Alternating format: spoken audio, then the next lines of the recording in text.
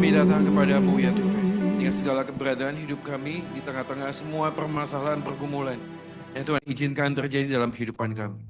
Hari ini kami yang ada di sini maupun yang mengikuti melalui Zoom, kami sadar Tuhan bahwa hidup kami penuh dengan banyak permasalahan dan pergumulan. Ada banyak hal yang tidak bisa kami prediksi yang terjadi. Kami sudah menyiapkan segala sesuatunya, tetapi nyatanya apa yang kami harapkan seharusnya terjadi tidak terjadi, bahkan yang tidak kami harapkan terjadi malah terjadi dalam hidup kami.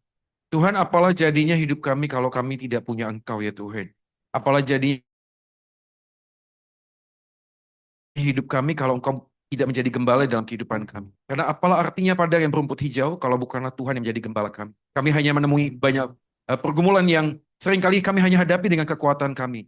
Tetapi ujungnya adalah kesia-siaan. Kami mengalami eh, kehilangan sukacita damai sejahtera dalam hidup ini. Tetapi namun Tuhan, kasih-Mu tidak pernah tinggalkan kami. Kasih Yesus yang begitu ajaib, yang rela meninggalkan surga. Yang mau merengkuh kami hidup manusia yang berdosa ini, yang tidak layak di hadapan Tuhan. Menjadi bukti nyata bahwa apapun musim kehidupan kami tidak pernah ditinggalkan sendirian. Terima kasih Tuhan, karena kasih-Mu begitu nyata di dalam kehidupan kami, yang Engkau juga nyatakan di dalam kebenaran firman-Mu. Tuhan berfirman atas kami hari ini. Hamba-Mu yang sangat terbatas dan berdosa ini memohon anugerah Tuhan. Memampukan hamba-Mu boleh menyampaikan isi hati Tuhan berdasarkan kebenaran kitab suci. Dan kiranya Injil Kristus sekali lagi diberitakan sejelas-jelasnya. Sehingga kami pada saat ini menemukan pengharapan bukan di dalam diri kami atau orang lain atau dunia ini. Tapi satu-satunya pengharapan ada di dalam karya penebusan Kristus di atas kayu salib di dalam kehidupan kami. Terima kasih Tuhan. Ya Allah Roh Kudus, bekerjalah melampaui kata-kata hamba-Mu. Sehingga apa yang hamba-Mu sampaikan ini tidak hanya sekedar dimengerti, tapi juga dimampukan untuk kami boleh melakukan dalam hidup kami hari lepas hari ini. Doa kami, demi Kristus Tuhan kami, firman yang hidup, gembala yang baik Tuhan, dan juru selamat manusia satu-satunya kami sudah berdoa dan memohon. Amin. Amin. Selamat pagi, ya saudara sekalian ya. Kalau di sini selalu ini ya, rasanya seperti ini ya, persekutuan wanita. Ya, nggak apa-apa supaya saya kelihatan ganteng. Oke, hari ini kita akan coba merenungkan firman Tuhan. Judulnya adalah identitas murid, yaitu dipenuhi oleh Roh Kudus. Mari kita langsung saja membuka Alkitab kita dari Injil Yohanes, pasal yang ke-16, ayat 4 sampai dengan ayatnya yang ke-15. Injil Yohanes, pasal 16, ayat yang ke-4 sampai 15. Saya akan bacakan buat kita semua, dan saudara sekalian bisa menyimaknya di Alkitab masing-masing. Demikianlah firman Tuhan. Tetapi semuanya ini kukatakan kepadamu supaya apabila datang saatnya kamu ingat bahwa aku telah mengatakannya kepadamu. Hal ini tidak kukatakan kepadamu dari semula karena selama ini aku masih bersama-sama dengan kamu. Tetapi sekarang aku pergi kepada Dia yang telah mengutus aku dan tiada seorang pun di antara kamu yang bertanya kepadaku kemana engkau pergi. Tetapi karena aku mengatakan hal ini kepadamu sebab itu hatimu berduka cita. Namun benar yang kukatakan ini kepadamu adalah lebih berguna bagi kamu jika aku pergi. Sebab jikalau aku tidak pergi, penghibur tidak akan datang kepadamu. Tetapi jikalau aku pergi, aku akan mengutus dia kepadamu. Ayat 8. Dan kalau ia datang, ia akan menginsafkan dunia akan dosa, kebenaran dan penghakiman. Akan dosa karena mereka tetap tidak percaya kepadaku. Akan kebenaran karena aku pergi kepada Bapa dan kamu tidak melihat aku lagi. Akan penghakiman karena penguasa dunia ini telah dihukum. Masih banyak hal yang harus kukatakan kepadamu, tetapi sekarang kamu belum dapat menanggungnya. Tetapi apabila ia datang, yaitu roh kebenaran, ia akan memimpin kamu ke dalam seluruh kebenaran, sebab ia tidak akan berkata-kata dari dirinya sendiri. Tetapi segala sesuatu yang didengarnya, itulah yang akan dikatakannya, dan ia akan memberitakan kepadamu hal-hal yang akan datang. Ayat 14. Ia akan memuliakan aku. Ia ini Roh Kudus tadi ya, Roh kebenaran. Sebab ia akan memberitakan kepadamu apa yang diterimanya daripadaku. Segala sesuatu yang Bapa punya adalah aku punya. Sebab itu aku berkata, ia akan memberitakan kepadamu apa yang diterimanya daripadaku. Demikianlah firman Tuhan. Kita berbahagia kalau kita menjadi pelaku firman di dalam kehidupan kita hari lepas hari.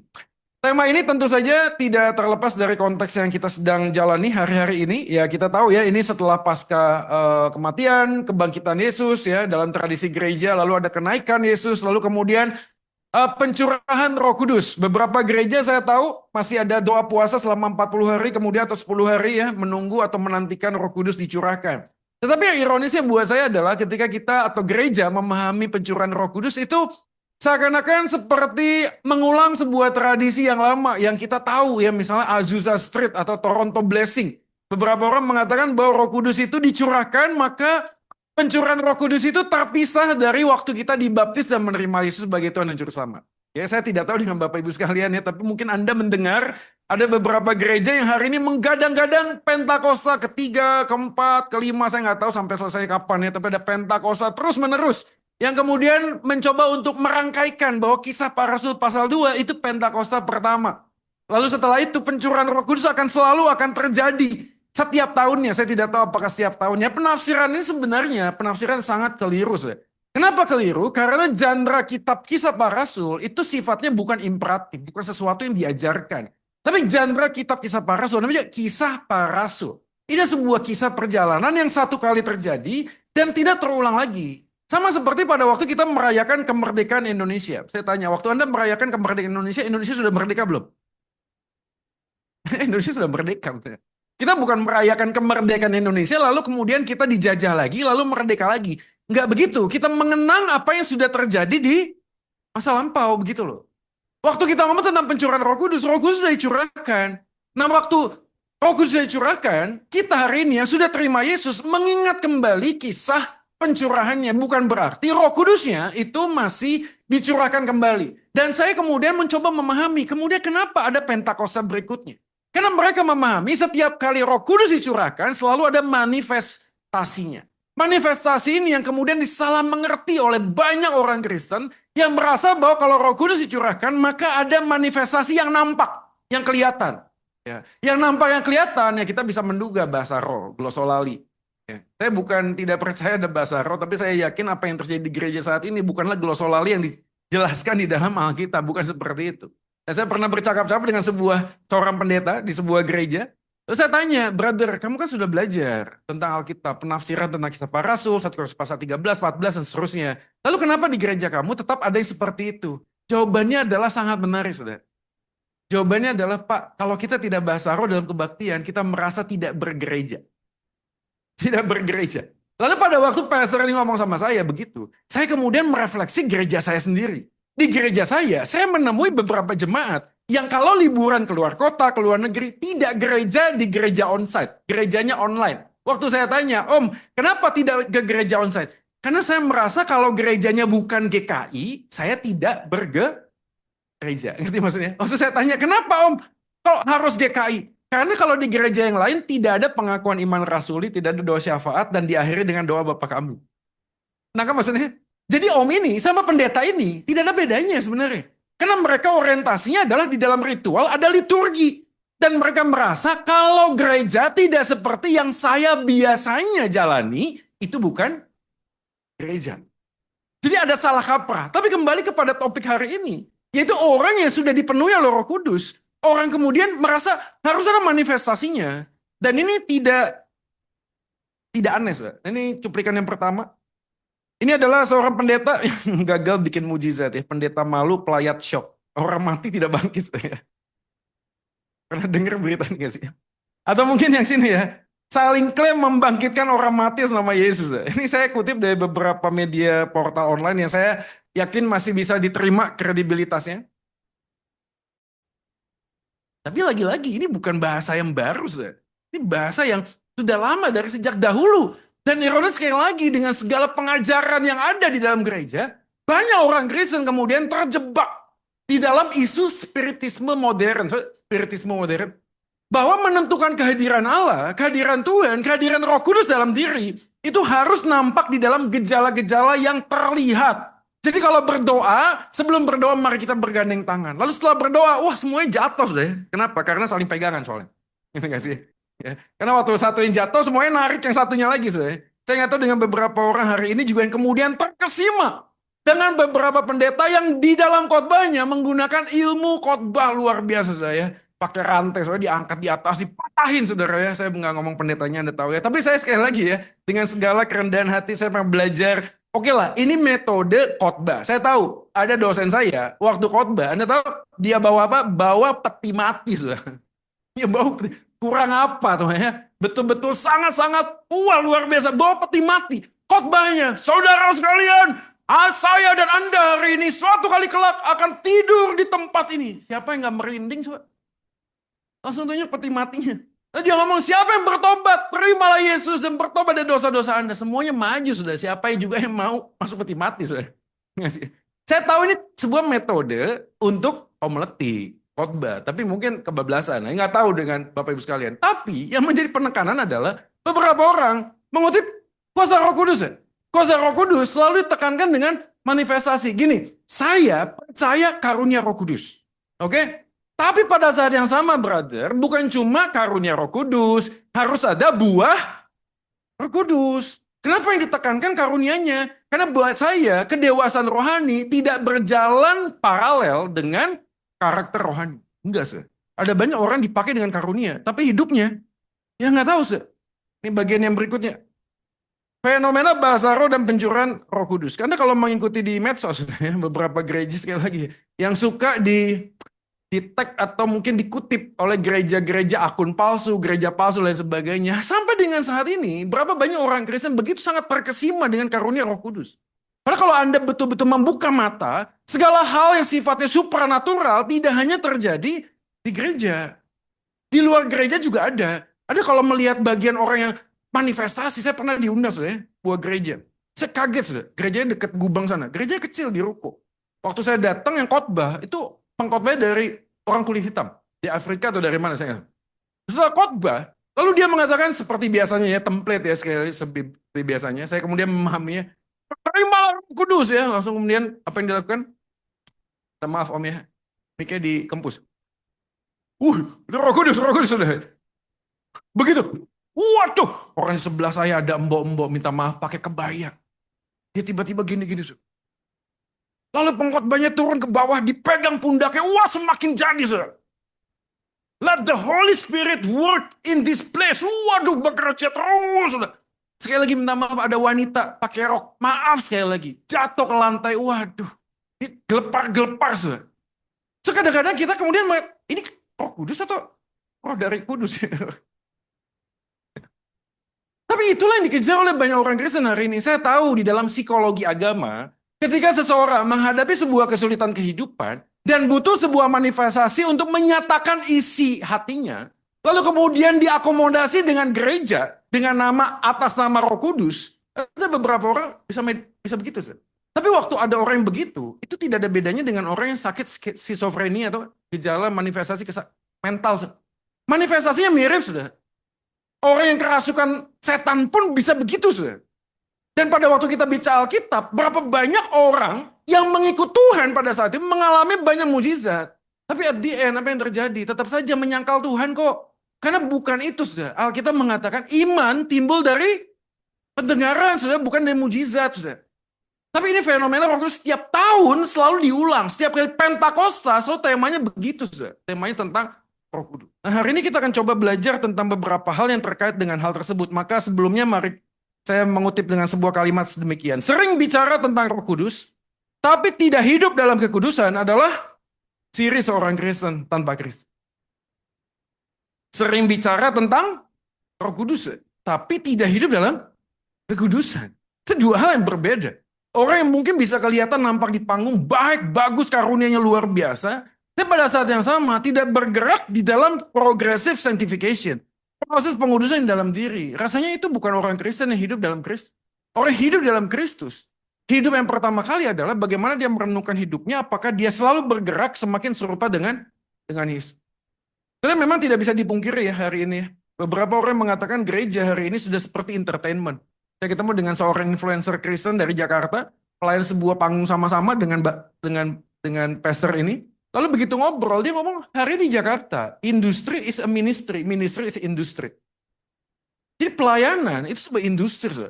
Di balik segala sesuatu yang dikerjakan di atas panggung, atas nama Tuhan, di belakangnya itu perputaran uang yang sangat luar biasa. Bahkan beberapa orang hari ini menduga, sekali lagi menduga ya, kita tidak bisa berhak menghakimi. Menduga beberapa orang mencuci uang di mana? Di gereja. Tapi ini bukan cerita baru. Bukan, saudara. Ini cerita lama, saudara. Yang terus berulang dan banyak orang Kristen terjebak. Dia sebuah putaran yang sama, dan pada saat yang sama tidak hidup di dalam Kristus. Maka saya bersyukur, kita bersyukur hari ini, karena ada gerakan gospel movement. Sebuah gerakan kembali kepada Injil, kembali kepada kebenaran firman Tuhan, kembali kepada apa yang menjadi ajaran para rasul dan Yesus Kristus dalam Alkitab. Kalau nggak begitu, kemanapun Anda pergi akan diombang-ambingkan dengan roh-roh ajaran di dunia ini. Dan Yohanes pasal 16 yang kita baca, itu sebuah prediksi, nubuatan, yang sudah dinubuatkan ke depan akan terjadi demikian. Mari kita melihat Yohanes pasal 16. Yohanes 16 ayat yang keempat, kalimatnya begini, saudara.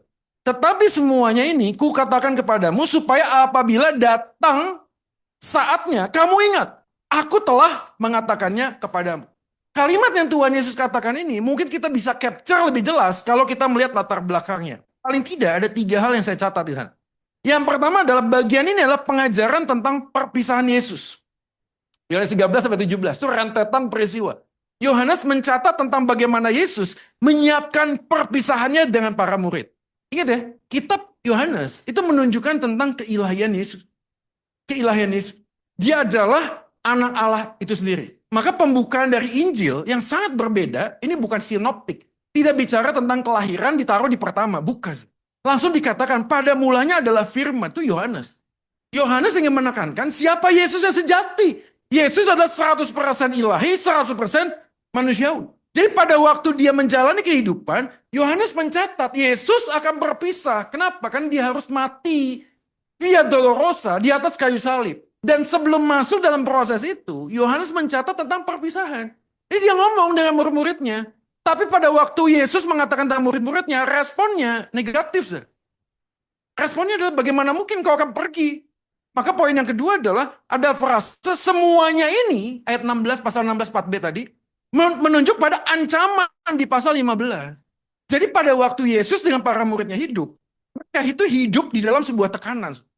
Nah inilah satu-satunya harapan para murid. Selama ada Yesus, murid berpikir kita akan aman. Tapi pada waktu Yesus mengatakan, aku akan pergi.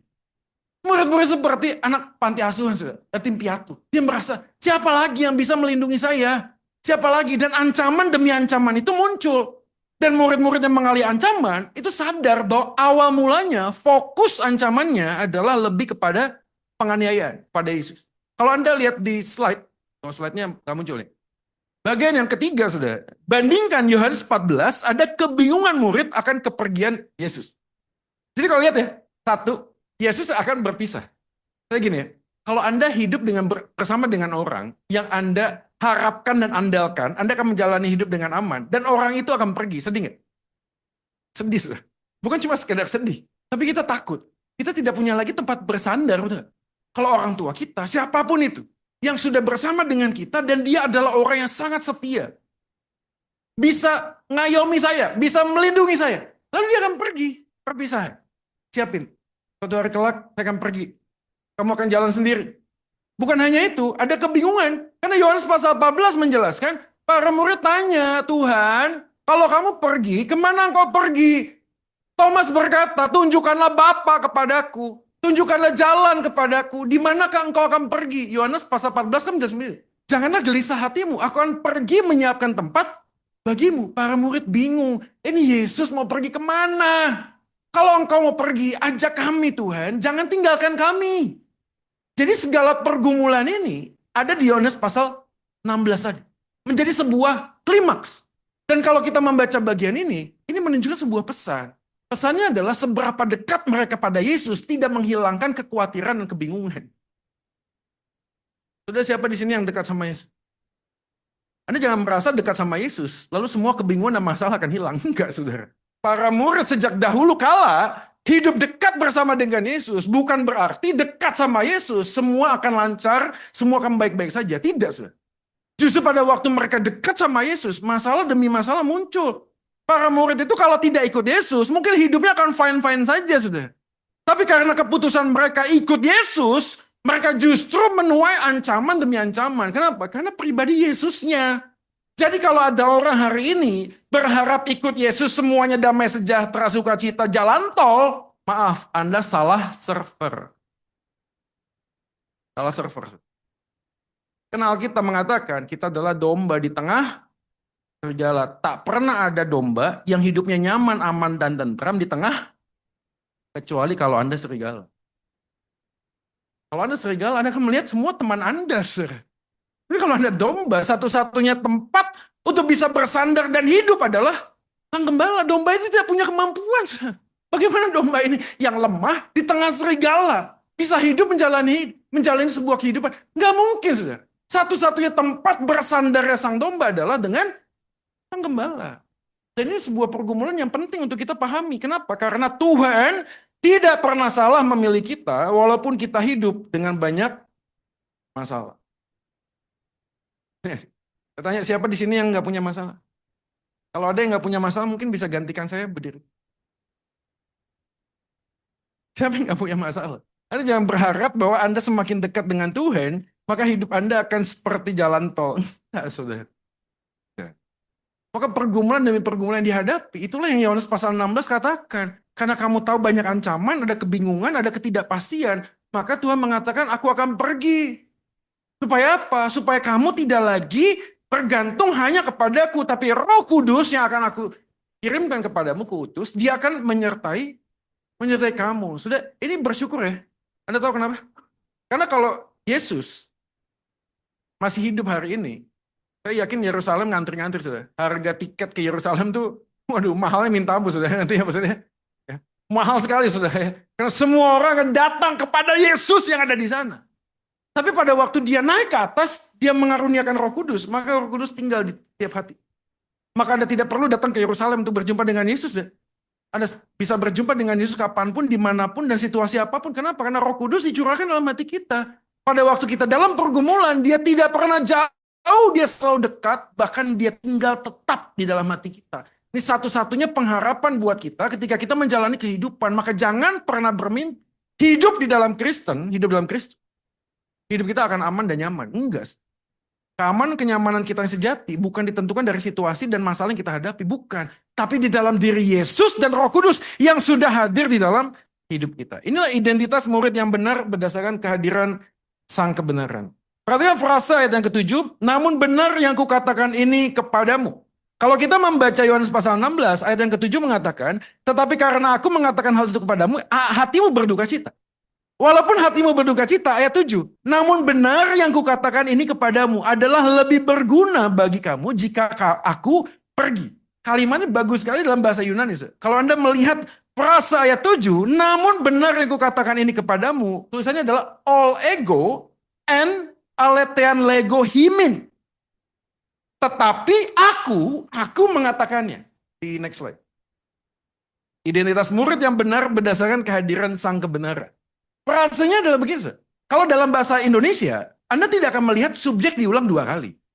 Tapi kalau dalam bahasa Yunani, all itu artinya but, tetapi, kontras. Tapi ada kata ego di sana. Kenapa ini 2 kali? Terjemahan jadi gini, tetapi aku mengatakannya. Ada kata aku diulang 2 kali. Kenapa? Karena Lego itu bukan mainan anak kecil, bukan ya. Lego dalam bahasa Yunani artinya aku sedang mengatakan. Jadi ada kata aku sedang mengatakan. Jadi terjemahan bebasnya jadi begini. Tetapi aku mengatakan kebenaran itu kepada kalian. Kata aku di depan bukan salah tulis. Tetapi ingin menunjukkan bahwa aku bukan cuma ngomong. Bukan. Aku bukan cuma menyampaikan sesuatu yang benar. Bukan. Tapi akulah sang kebenaran. Dia menunjukkan pribadinya. Sudah kalau Anda pergi ke agama lain. Di bawah kolong langit ini semua agama mengatakan, jangan ikut aku bukan kebenaran. Itulah kebenaran, ikutlah kebenaran. Sudah. Tapi dalam kekristenan, kebenaran itu bertumpu pada satu pribadi, namanya Yesus. Maka pada waktu Yesus mengatakan, benarlah yang kukatakan kepadamu, bukan sekedar aku mengatakan yang benar, tapi akulah kebenaran. Maka kata ego merujuk kepada dalam perjanjian lama. Ketika Musa mengatakan, kalau aku diutus, lalu Firaun bertanya, siapa yang mengutus kamu? Allah mengatakan apa? Aku adalah aku. Kata aku yang sama, ego, diterjemahkan dalam bahasa Ibrani ke Yunani, menunjukkan eksklusivitas pribadi.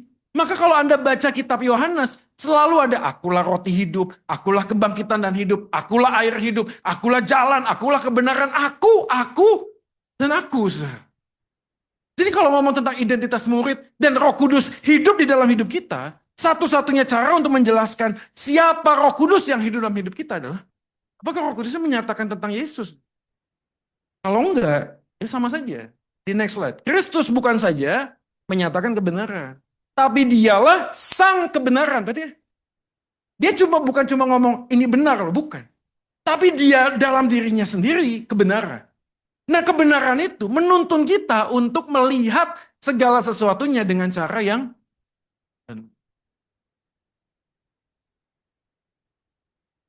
tidak ada Yesus, kita akan sulit melihat masalah. Tidak ada Yesus, kita akan sulit melihat pekerjaan. Tidak ada Yesus, kita akan sulit melihat suami atau istri. Tidak ada Yesus, kita akan sulit melihat bisnis. Karena segala sesuatu yang kita lihat seringkali apa? Distracted. Anda tahu kenapa? Karena lensanya bukan lensa Yesus. Maka waktu kita menjelaskan segala sesuatu dalam kehidupan, kita nggak bisa punya sebuah standar yang benar gitu loh. Susah sudah. Saya tahu, saya sadar. Waktu kita menikah, saya menikah sama istri saya, ada banyak perbedaan. Jadi kalau hari ini sudah 16 tahun menikah, apa yang membuat kami tetap bersama? Satu-satunya hanya Yesus. Cara melihat sebagaimana Yesus melihat. Kalau enggak, waduh, bubar jalan sudah. Istri saya dibesarkan dalam sebuah keluarga. Kalau makan harus di meja makan, karena di sanalah berkat Tuhan dicurah. Buat saya di rumah, saya dibesarkan dalam sebuah keluarga yang meja makan itu seperti buket, cuma untuk ngambil makanan, masing-masing makan di tempat masing-masing. Ya. Jadi kalau saya ngambil makan, dia ke kamarnya, saya ke kamar saya, makan di mana-mana sambil nonton TV, sambil jalan-jalan di sofa, bebas, saudara. Ini masalah kecil buat beberapa orang. Tapi kalau berkali-kali begini jadi masalah. Anda tahu kenapa? Karena anak saya niru saya. Lalu omongannya kan sudah bisa diduga. Tuh kan lihat anakmu kan gitu. Jadi kan kalau anak kan gampang ya. Kalau dia bikin salah berarti anak saya. Kalau dia bikin yang benar berarti anak dia kan gitu ya. Yang bikin salah, lihat anakmu itu loh. Gitu. Begitu berprestasi, lihat dong siapa mamanya kan gitu ya. Saya selalu begitu. Ini bukan ngomong hal-hal sepele. Anda kalau tanya perceraian, Anda tahu digali, masalahnya besar? Enggak, saudara. Masalahnya kecil-kecil, saudara. Masalah apa? Sendal. Ada beberapa suami bingung. Ini istri saya kenapa suka koleksi sendal? Koleksi sendal buat kebun, sendal ke WC, sendal ke ruang tamu, sendal ke kamar, semuanya sendal, saudara. Sampai istri suaminya bingung, ini sendal yang mana yang saya harus pakai, saudara. Nah, hal-hal yang sederhana. Beberapa orang hari ini buka baju, mandi, lempar handuk, lempar ini. Betul nggak sih? Istri yang ngomong, ini aneh sekali suami saya. Tahu tempat handuk tuh di mana? Wah, ini kayak curhat sendiri ya. Jangan ngomong-ngomong istri saya ya. Hal-hal yang kecil kan. Dalam situasi yang nggak tepat aja gitu loh. Tahu yang nggak tepat? Karena ada akumulasi masalah. Di luar udah punya banyak masalah, masuk ke dalam rumah tangga. Pergumulan masalah terus ada. Seakan-akan mau merespon hal yang kecil aja jadi gede. Kenapa jadi gede? Karena kita udah nggak tahan sudah. Udah nggak tahan. Beberapa orang ini bergumul sudah. Di tengah-tengah semua pergumulan bukan cuma sekedar suami dan istri ketemu sama mertua. Apalagi ada orang yang hidupnya pondok mertua indah sudah ya. Tiap hari ketemu ini mami kok ngelihat saya seperti saya ini orang Farisi. Saya ini bajingan, nggak pernah ada yang benar dalam hidup saya. Ada orang begitu sudah. Tapi nggak ada pilihan lain, nggak ada pilihan lain. Hari ini bergumul dengan apa? Finansial. Ada uang abang disayang, nggak ada uang. Nah itu berarti istri-istri ya harus bertobat saudara ya. Jangan ngomong terus masalah uang. Enggak Pak, pokoknya selama ada Yesus semua aman. Siapa yang bilang? Enggak saudara. Maka waktu Yesus ngomong tentang sebuah kebenaran, kebenaran itu bukan hanya sekedar itu benar. Karena kita tahu yang benar, kita nggak bisa melakukannya, problemnya itu. Maka Yesus mengatakan, akulah kebenaran itu. Artinya kalau kamu tahu sesuatu yang benar, kamu tidak akan pernah bisa melakukannya selama kamu tidak hidup di dalam aku sang kebenaran. Maka waktu kamu hidup di dalam aku sang kebenaran, maka kebenaran itu akan engkau dimampukan untuk melakukan yang benar. Ada beberapa catatan yang saya dapatkan dari buku Total Truth. Nancy Pearcey mengatakan, inilah orang-orang yang melihat kebenaran dalam tantangan zaman. Modernisme, agama tidak dipandang sebagai kebenaran objektif yang kepadanya kita tunduk. Tapi hanya masalah selera. Sudahlah, orang Kristen karena orang tuanya Kristen. Orang Islam karena orang tuanya Islam. Buddhis ya keluarganya Buddhis. Hindu ya begitu saja. Ini bukan masalah sebuah pilihan yang eksklusif kita harus tahu kebenarannya, enggak. Orang modern itu lebih bagus begini loh. Unaffiliated people. Jangan sebut saya agamanya apa. Yang penting saya percaya ada Tuhan. Dan ini semakin banyak sudah surveinya. Semakin banyak orang yang tidak mau dikatakan agamanya A, B, C. Kenapa? Karena bagi dia punya agama A, B, dan C. Ujung-ujungnya cuma berantem, cuma konflik, cuma ngomong siapa yang paling benar. Yang penting adalah saya percaya ada Tuhan. That's it. Dan beberapa anak muda memilih pilihan ini. Spiritual but not religion. Dan orang-orang seperti ini kemudian mengatakan bahwa Tuhan itu gimana kamu sama dia. Sudah, nggak perlu ada sesuatu hal yang menjadi payung. Makanya teman saya namanya Brian Siawarta di Jakarta. Itu sangat digandrungi oleh banyak anak muda. Anda tahu Brian? Karena dia kemudian menjalankan sebuah paham doktrin Kristen progresif. Saya anak Tuhan. Kamu apa? Islam. Kamu juga anak Tuhan. Kamu Buddhis. Kamu juga anak Tuhan. Kamu apa? Nggak perlu agamanya apa. Nggak perlu. Yang penting kamu baik. Dan setiap orang hari ini berpikir bahwa kebenaran itu selalu apa yang saya rasakan. Kalau yang saya rasakan itu baik, ya sudah go ahead. Ini modernisme. Kemudian menyingkirkan siapa Yesus. Kalaupun ada Yesus, Yesus bisa dipahami dalam pribadi-pribadi yang memang menjalankan kebaikan. Nggak perlu pribadinya, nggak perlu. Sifat-sifatnya aja, kamu sudah cukup jadi anak Tuhan. Modernisme. Yang kedua adalah orang yang sekular. Orang Kristen yang hanya menyembah dan bermoral. Ini saya kalau mikir, ini paling banyak ya.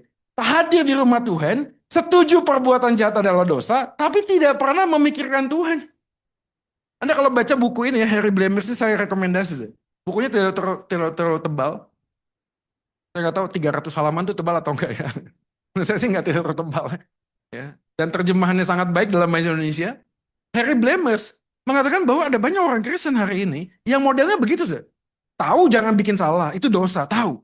Setiap kali penyembahan oke. Tapi begitu keluar tempat gereja, tempat persekutuan, duduk di mobil, duduk di rumah, duduk di bisnis, semua hal tentang siapa Yesus hilang sudah. Hilang. Kita masih ingat AI yang buka toko di Pasar Ketom nggak? Masih ingat kan? Saya mau datang doain AI. Oh iya silakan masuk pastor. Begitu lihat, kaget pastornya. Ini kok ada Sai Baba, ada Kuan Im, ada Dewa Maria, ada Yesus. Ingat? AI kan Kristen. Lalu dia bilang, oh gak apa-apa lah, ini kan bisnis. Bisnis kan yang penting cuan. Kalau yang penting cuan, biarlah semua Tuhan-Tuhan ini kerjasama kan gitu ya. Untuk memajukan toko saya. Jadi bagi AI ini, siapapun yang nama Tuhan, ya sudah gak apa-apa gitu. Yang penting bisnis Tuhan. Gini loh Pak Ju, dolar, rupiah, itu gak punya agama. Gak punya agama. You pikir 100 dolarnya Kristen itu lebih berharga daripada 100 dolarnya orang yang bukan Kristen? Sama saja. Sama. Dolar, uang, nggak ada agama. Jadi siapapun Tuhannya, ya sudah percaya saja. Yang penting Tuhan. Nah, orang sekular begini. Datang nggak ke gereja? Datang sudah. Persekutuan, baik nggak orangnya? Baik sudah, bermoral kok. Tapi pada waktu dia melihat segala sesuatunya, cara berpikirnya sekular sudah. Yang ketiga yang saya tambahkan tidak ada bukunya saya. Tapi ini buku yang sedang saya tulis. Tradisionalisme ini sebuah refleksi pribadi. Sebuah ritual yang didasarkan ini. Kesepakatan sekelompok orang melakukan apa yang dianggap. Dan saya lahir dalam keluarga gerejanya tradisional.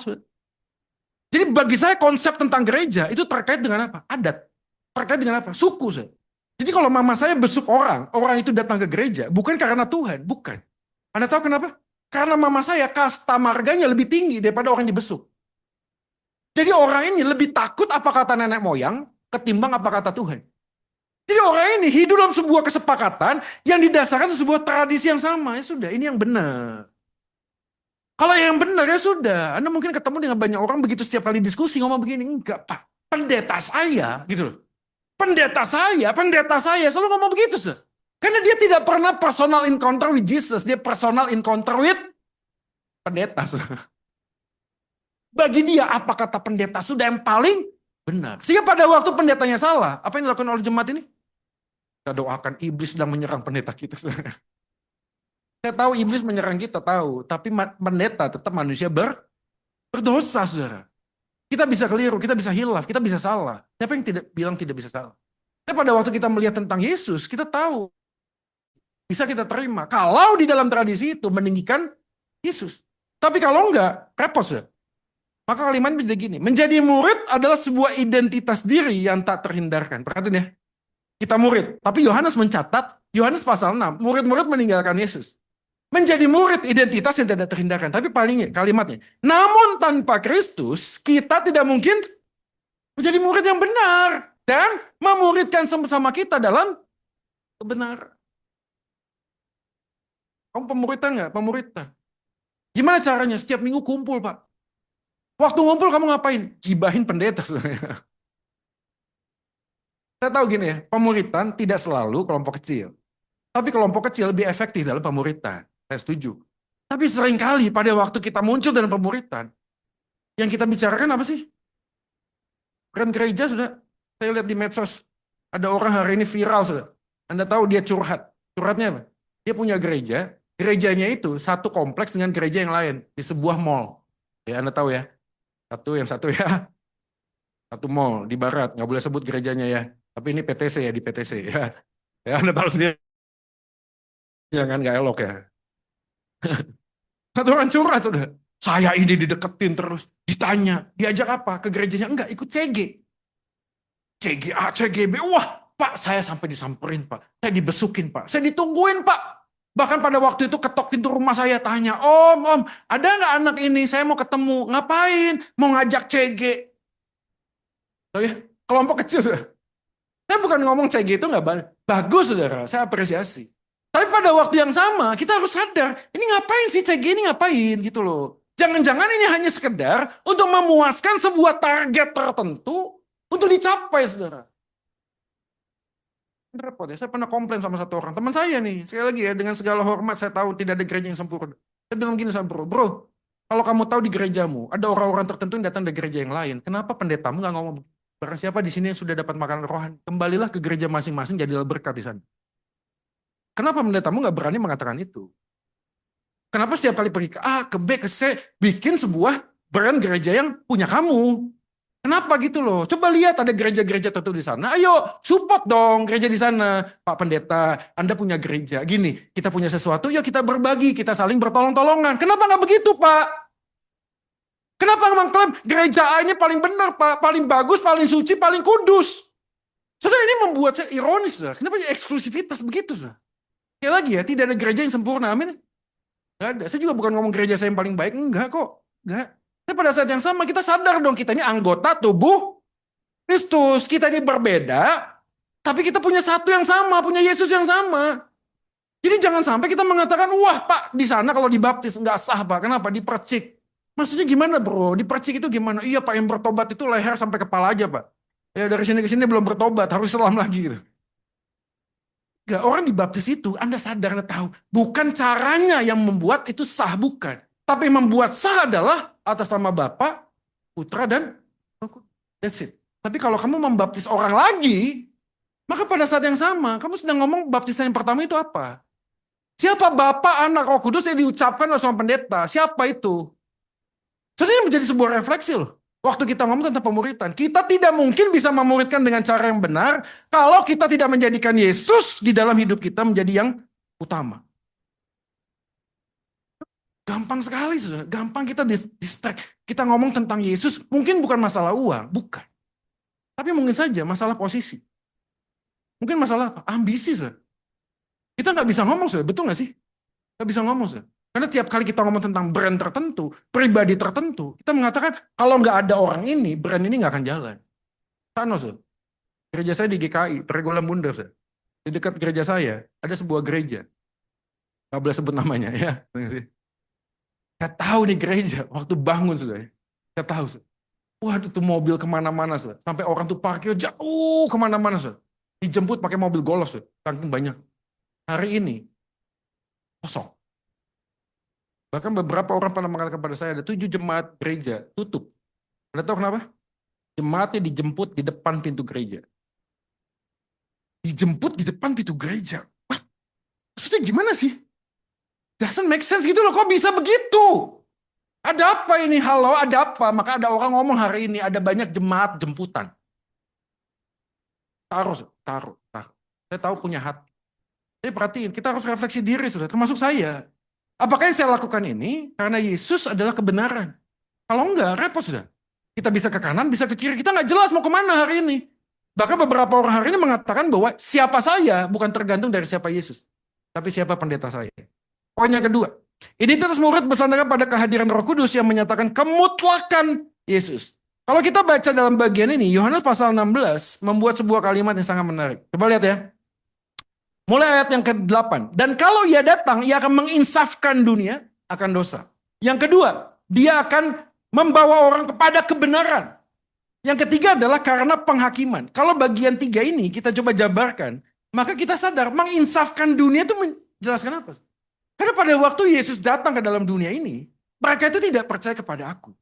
Jadi kalau ngomong tentang dosa, maaf permisi tanya, dosa itu bukan sekedar apa yang kita lakukan, bukan. Tapi menolak siapa Yesus sebagai Tuhan. Nah pada saat itu ada banyak orang menolak siapa Yesus. Maka Roh Kudus datang menginsafkan. Artinya apa sih? Orang tidak akan pernah sungguh-sungguh melihat siapa Yesus yang sejati kalau bukan Roh Kudus yang menerjemah. Yang kedua, ayat 10. Akan kebenaran. Karena aku pergi kepada Bapa, kamu tidak melihat aku lagi, kata Yesus.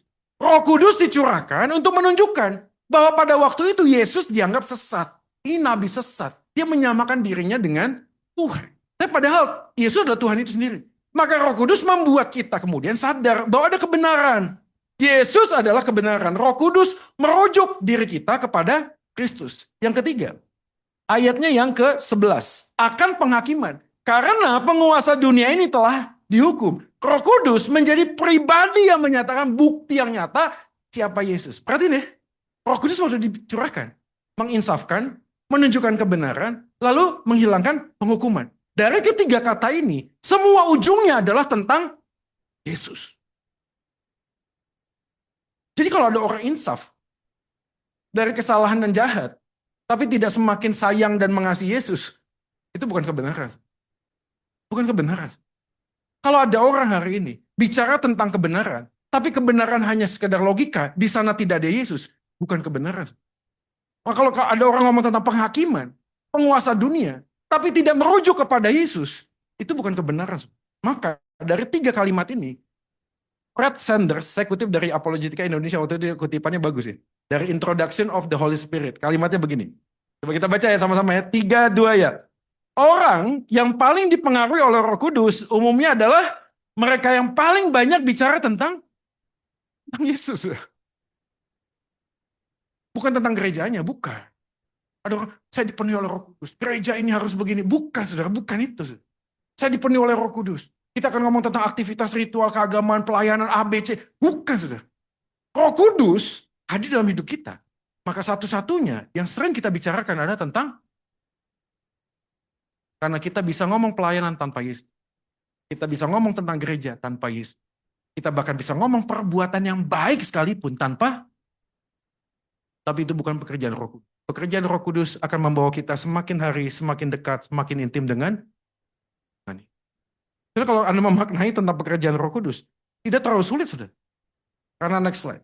Kehadiran Roh Kudus tidak hanya memampukan kita untuk menghidupi Injil di tengah tantangan dunia, tapi juga memberitakan Injil walaupun harus menghadapi banyak. Sudah ingat tadi yang di awal kita bicara? Tuhan tidak pernah salah memilih kita walaupun hidup kita penuh dengan masalah. Right? Hari ini mungkin Anda datang dengan pergumulan. Sudah berkata, Tuhan aku muridmu Tuhan. Dan Roh Kudus sudah dicurahkan. Jadi apa maumu di dalam hidupku? Ini dia. Pada waktu Roh Kudus dicurahkan, dalam segala masa musim kehidupan, yang sulit sekalipun, sesulit apapun, kita tetap dimampukan untuk hidup di dalam Injil. Bukan hanya sekedar menghidupi Injil, tapi juga memberitakan siapa Yesus di tengah-tengah semua musim hidup yang kita.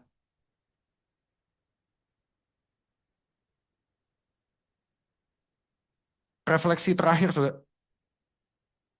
Apakah Anda hari ini sungguh-sungguh sedang mengikuti apa yang Yesus ingin untuk kita jalankan?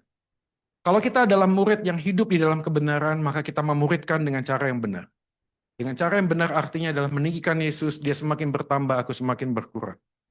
Memuridkan dengan benar berarti berbicara tentang siapa Yesus di dalam kehidupan saya dan apa yang sudah Yesus lakukan di atas kayu salib buat saya. Bicara tentang memuridkan dengan benar berarti adalah hanya melihat tentang siapa Yesus, untuk segala sesuatu yang Tuhan percayakan dalam hidup. Saya tidak lagi memegang sesuatu sebagai sesuatu yang saya harus miliki. Pekerjaan saya, bisnis saya, relasi saya, siapapun yang saya anggap saya bangga untuk saya mendapatkannya hari ini sampah. Karena Yesus yang utama dan terutama. Dia permata dalam hidupku, tak ada yang bisa dibandingkan di dalam hidup. Saya tahu ini tidak mudah. Pergumulan dan masalah kita harus ada. Iya betul. Gak tiba-tiba kita percaya Yesus semuanya hilang, enggak. Tapi panggilan kita hari ini bukan cuma sekedar bertahan hidup, saudara. Karena untuk apa kita mempertahankan hidup kalau Anda tidak tahu arti hidup? Buat apa, saudara? Dan hari ini kita diberitakan berita baik. Arti hidup yang sejati adalah bagaimana Kristus bisa diberitakan. Di tengah-tengah semua tantangan yang harus kita, last but not least, ini dia. Kita baca ya. 1, 2 ya. Di tengah-tengah ketidakmampuan kita memahami rancangan Tuhan, tetaplah meminta agar Tuhan memampukan kita untuk terus hidup menjalani panggilan. Saya tahu ya, hidup itu sulit ya. Sulit. Anda tidak bisa memahami esok, minggu depan, bulan depan, tahun depan. Tapi mintalah kepada Tuhan. Bukan hanya sekedar supaya saya bisa paham rancangan dalam hidup. Tapi mintalah kepada Tuhan memampukan saya walaupun saya tidak mengerti rancanganmu dalam hidupku ya Tuhan. Ajarku untuk terus setia.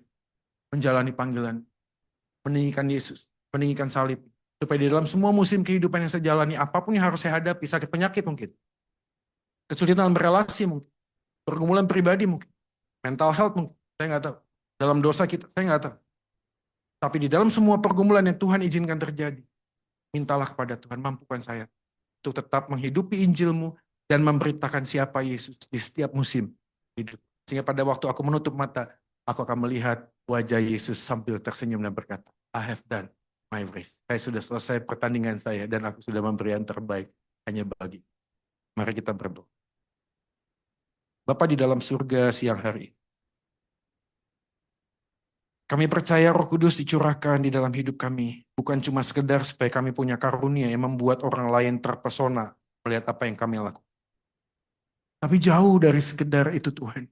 Kami dilihat oleh Kristus ketika kami menjalani hidup setia di dalam panggilan-Mu ya Tuhan. Kami lemah, kami tidak mampu.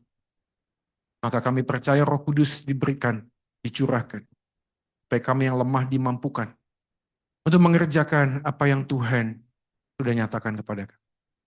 Tuhan, mungkin hari ini ada beberapa dari kami melalui Zoom atau melalui hadir sedang mengalami sebuah pergumulan masalah kehidupan yang sangat sulit.